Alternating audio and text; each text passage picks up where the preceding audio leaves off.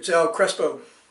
First, I want to thank all the folks who in the last week or so took the time when they visited the site to look at the videos I put up of the debates for the candidates in District 5.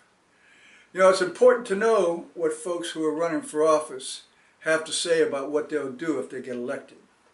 Now, there's a week left in this campaign, and if you haven't seen the videos, take some time and take a look at them. And if you get a chance, let other folks know that these videos are online and they can look at them as well. I would have loved to have done the same thing with District 3. Unfortunately, Commissioner Carroyo did not want to debate Alex Dominguez. In the mayor's race, after Francis Suarez dropped out, I guess he figured there was no reason or need to debate the other candidates or even acknowledge that they existed. So consequently, I didn't have an opportunity to videotape anything in that race. But today I want to talk about Richard Dunn. Again. Richard, I want to talk to you about your campaign reports. Now, you aren't a rookie. This isn't your first campaign, nor your second, nor your third. As a matter of fact, you knew enough about campaign law that back in 2006, you gave Michelle Spence-Jones real grief over her campaign reports. Yet here we are in 2013, and you put out a report that's just jive-ass bullshit. You know, you list in one situation 7 folks collectively, and you say that they're your campaign workers. Now you paid them people $21,443. That means that you paid each one of those people approximately $3,000. That's the assumption one has to make if you divide 7 campaign workers by $21,000.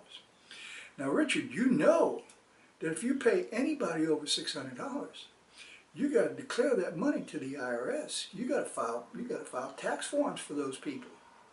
And in order to file tax forms for those people, you have to have the specific amounts in your campaign reports. But you haven't done that. And that's not, you know, that's not even a rookie mistake. But for you to do that is really not good news. Then there's another situation where you paid people $8,200. 5 folks gave them $8,200 between the 5 of them. 3 of them got $2,000, 1 of them got $1,400, 1 of them got $800. Now, other than their name, don't know anything about these folks or what they did in your campaign. Matter of fact, under category, you put down goved, G-O-V-T. What the hell does gov mean? What did these people do for this $8,200?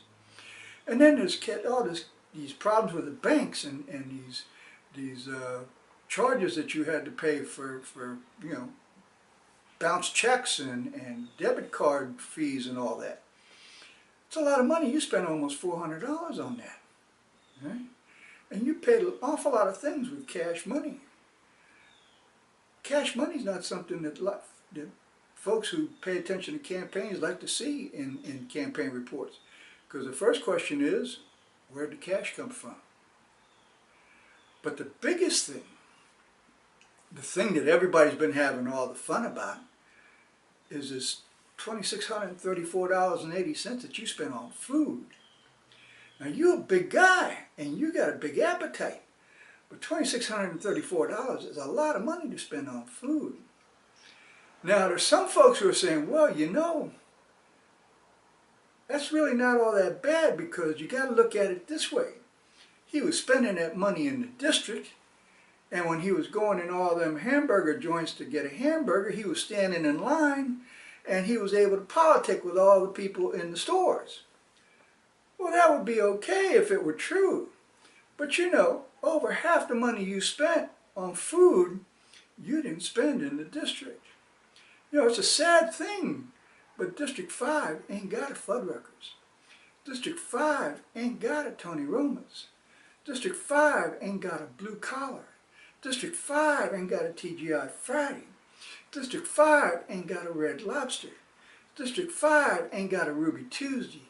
District 5 ain't got a Cafe Prime. And District 5 don't have a 94 Aero Club. You know, that's that fancy little themed restaurant out there by the airport. That's a long ways away from District 5. Right? Matter of fact, some of those restaurants are a long ways away from District 5.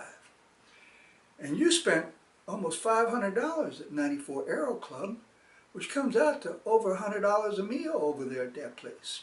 In fact, you spent pretty close to $100 a meal in a lot of these fancy restaurants. Ain't none of that money was spent in your district. And you weren't able to stand in no line waiting for a hamburger in those joints and do any politicking. So there was a lot of folks who were concerned about that, because you've got a bad history about chump change behavior. And there are folks who say that you're flat ass broke and you're living off your campaign. And that's not something you want people to say, Richard, because if you're willing to do this with campaign money, then there are people who will say, well, shit, what will he do if he gets in office? Right? You know, there's one instance, I've told you about it, and I take this, I chewed your ass out about this. I even wrote about it when it happened. But back when you were in the city commission and chairman of the Southeast Overtown Park West CRA, you gave the Downtown Development Authority $75,000 as a grant, which is another word for gift. You gave them $75,000 to put them big-ass ugly planters out there on 6th Street and 7th Street and 8th Street across from the American Airlines Arena. And that was because Commissioner Sarnoff and all them other folks figured that that was a way to try to get rid of all them homeless people. Well, you know, $75,000 could have been spent in a lot of other ways to help homeless people. But instead, got them big-ass planters out there. And that's not cool. That wasn't right.